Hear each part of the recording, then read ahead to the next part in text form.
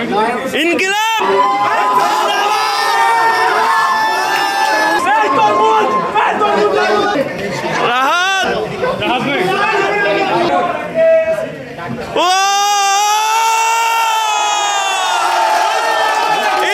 রাতে প্রায় 12:30-1টার দিকে আমরা যে ইউজিসি টিম উনি আসেন, উনি এসে অনশনরত শিক্ষার্থীদের তাদের যে রিলিজটা হয়, যে প্রেস রিলিজটা, সেটা আমাদেরকে পড়ে শোনেন যে আমাদের ভিসি এবং প্রভিসি দুইজনকে অব্যাহত করা হয়।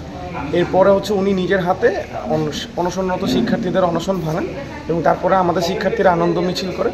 এবং এরপরের থেকে তো আমরা খুশি, কারণ আমাদের এক দফা দাবি, যেটা দিয়ে আমরা এত পরিশ্রম করেছি, এত সাফার করেছি এবং সর্বশেষ আমাদের দাবিটা পূরণ হয়েছে।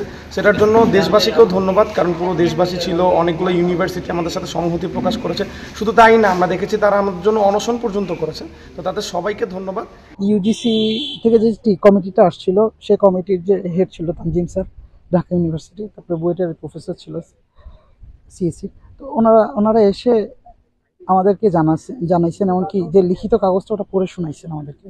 তারপরে ওনারা নিজ হাতে আমাদের অনশন ভাঙাইছেন। এরপরেই আমাদের আর কি বিজয় মিছিল শুরু হয়ে গেছে, আনন্দ শুরু হয়ে গেছে সবার।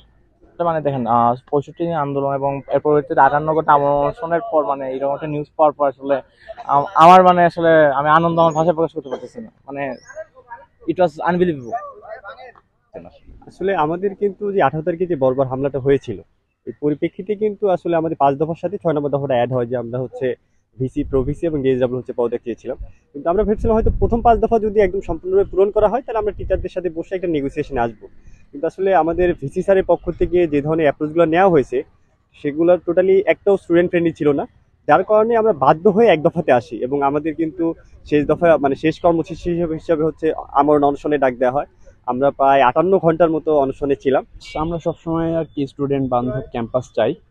আমাদের জানেন যে 18 ফেব্রুয়ারির সেই ন্যাক্কারজনক হামলার পর থেকে ক্যাম্পাস অনেকটা অচল অবস্থায় ছিল, শিক্ষক এবং ছাত্ররা একদম মুখোমুখি অবস্থানে ছিল। আমরা আসলে শিক্ষকদের প্রতিপক্ষ না, আমরা তাদের সন্তান তুল্য। আমরা চাই তাদের সাথে আমাদের সম্পর্কের উন্নতি হোক।